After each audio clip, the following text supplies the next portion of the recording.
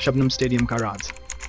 आर्यन एक छोटे से शहर का लड़का था जिसका सपना था कि वह एक दिन बड़े क्रिकेट मैचों में खेलेगा। वह क्रिकेट का दीवाना था और उसके लिए क्रिकेट मैदान उसकी दुनिया थी।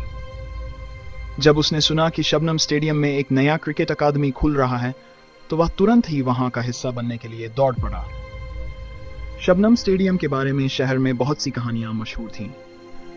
लोग कहते थे कि यह स्टेडियम किसी पुराने भूतिया स्थल पर बसा हुआ है जहां रात के अंधेरे में रहस्यमयी आवाजें सुनाई देती हैं।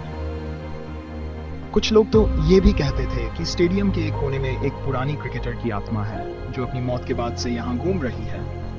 लेकिन आर्यन ने इन सभी कहानियों को सिर्फ अफवाह समझा और वह अकादमी में दाखिला लेने के लिए तैयार था। पहला दिन था शबनम अकादमी में।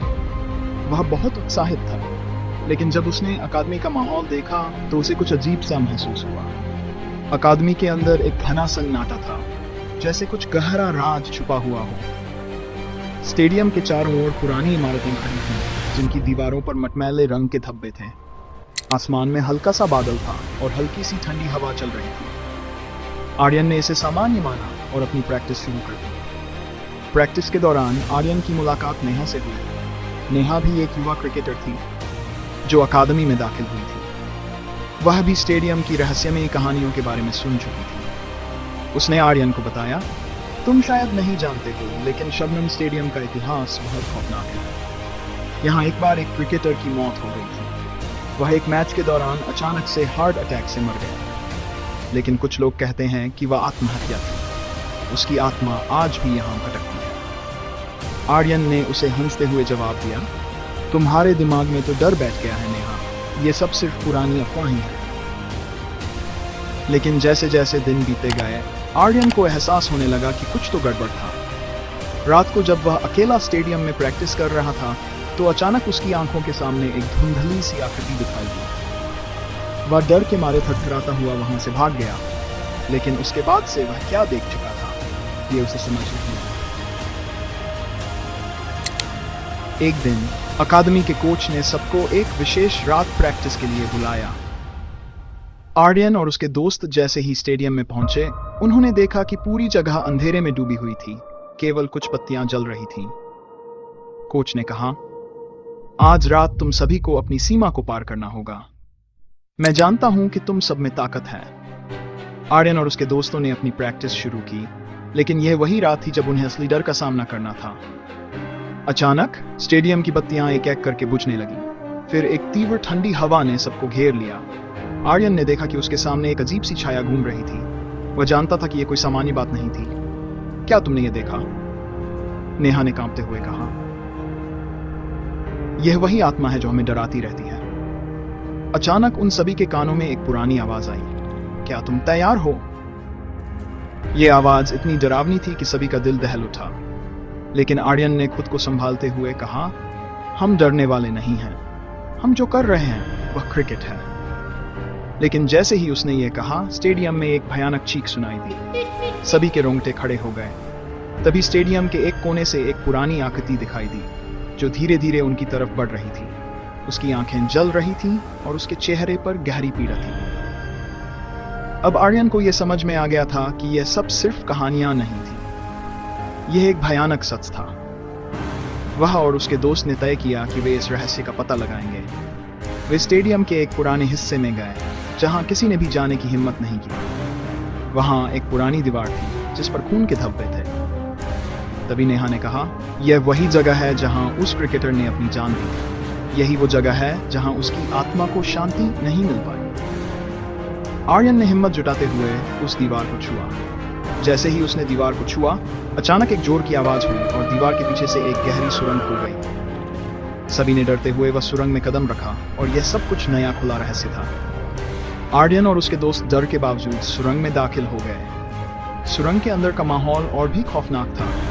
दीवारों पर पुराने खून के धब्बे थे और हर कदम के साथ अंधेरा गहरा होता जा रहा था। एक ठंडी सिहरन पैदा करने वाली हवा चल रही थी जो उनके शरीर को झकझोर रही थी। वे सब धीरे धीरे आगे बढ़े और जैसे ही वे सुरंग के एक मोड़ पर पहुंचे, वहां एक पुराना दरवाजा दिखाई दिया। यह दरवाजा बहुत ही पुराना था और उस पर जंग लगे हुए थे। नेहा ने धीरे से दरवाजा खोला और अंदर की ओर देखा। एक पुराना कमरा था जिसमें चारों ओर धुआं सा फैल रहा था। कमरे में सिर्फ एक ही चीज थी, एक पुराना पियानो और उसके पास एक पुरानी तस्वीर पड़ी हुई थी। वह तस्वीर एक क्रिकेटर की थी जो बहुत ही हंसते हुए नजर आ रहे थे, लेकिन उनके चेहरे पर एक अजीब सा दर्द भी था, जैसे वह कोई गहरा राज छुपा रहे हों। राज ने कहा, यह वही क्रिकेटर है, यह वही खिलाड़ी है जिसकी आत्मा हमें परेशान कर रही है। आर्यन ने तस्वीर को ध्यान से देखा और उसके नीचे कुछ लिखा हुआ पाया। उसने पढ़ा, जो इस पियानो को बजाएगा वह मेरे राज को जान पाएगा, लेकिन यह जानना एक कीमत पर होगा। यह संदेश पढ़कर सभी का दिल धड़कने लगा। नेहा ने डरते हुए कहा, क्या तुम लोग तैयार हो? इस पियानो को बजाने का क्या मतलब हो सकता है? आर्यन ने गहरी सांस ली और कहा, अगर हमें सच जानना है तो हमें यह करना ही होगा। आर्यन ने पियानो की तरफ बढ़ते हुए उसकी एक एक कुंजी पर हाथ रखा। जैसे ही उसने पहली कुंजी दबाई, अचानक पूरे कमरे में एक भयानक चीख गूंज उठी। कमरे के दीवारों पर से एक अजीब सी रोशनी झपकी और सब कुछ देर के लिए रुक गया। सभी ने देखा कि कमरे के कोने में एक धुंधली आकृति खड़ी थी और वह आकृति धीरे धीरे आर्यन की तरफ बढ़ रही थी। यह वही क्रिकेटर की आत्मा थी। उसकी आंखों में गहरी पीड़ा थी और वह लगातार आर्यन की तरफ बढ़ रहा था। उसने कहा, तुमने जो किया है उसका परिणाम भुगतोगे। आर्यन ने एक के लिए डर महसूस किया, लेकिन फिर उसने अपनी हिम्मत जुटाई और बोला, तुम जो कुछ भी हो, मैं तुम्हारा सामना करूंगा। तभी अचानक वह आत्मा आर्यन के पास पहुंच गई और कमरे की दीवारों पर एक पुराना दृश्य उभरने लगा। यह दृश्य उस क्रिकेटर के जीवन का था जो एक मैच के दौरान एक खतरनाक चोट से जूझ रहा था। वह क्रिकेटर मैदान में गिर पड़ा था और सभी को लगा था कि वह मर चुका है, लेकिन उसने खुद को एक और मौका देने की कोशिश की और फिर से मैच में लौटा, लेकिन यह उसकी आखिरी बार था। उसके बाद उसने आत्महत्या कर ली क्योंकि वह नहीं चाहता था कि उसकी हार को लोग याद रखें। मुझे मेरी हार से मुक्ति दो, उस आत्मा ने चिल्लाकर कहा। तुम मुझे शांति नहीं दे सकते, लेकिन अगर तुम मेरे राज को समझ पाओ तो मुझे आराम मिल सकता है। आर्यन और उसके दोस्तों ने उस आत्मा से वादा किया कि वे उसे शांति देंगे। उन्होंने उस क्रिकेटर की आखिरी इच्छा को समझा और उसकी आत्मा को शांति देने का प्रयास किया। आर्यन ने पियानो को फिर से बजाया और इस बार जैसे ही उसने एक और कुंजी दबाई, कमरे में एक अजीब सी रोशनी हुई। फिर अचानक वह आत्मा धीरे धीरे गायब होने लगी और पूरे कमरे में शांति छा गई। आर्यन और उसके दोस्तों ने राहत की सांस ली। वह महसूस कर रहे थे कि उन्होंने उस आत्मा का राज जान लिया था और अब उसे शांति मिल गई थी। लेकिन जैसे ही वे सुरंग से बाहर आ रहे थे, उन्होंने देखा कि स्टेडियम के बाहर कुछ अजीब सा हो रहा था। स्टेडियम के आसपास जो अंधेरा था वह अब हल्का हो चुका था। एक तेज रोशनी से पूरा इलाका जगमगा रहा था। वह समझ गए कि जो कुछ भी हुआ था वह अब खत्म हो चुका था।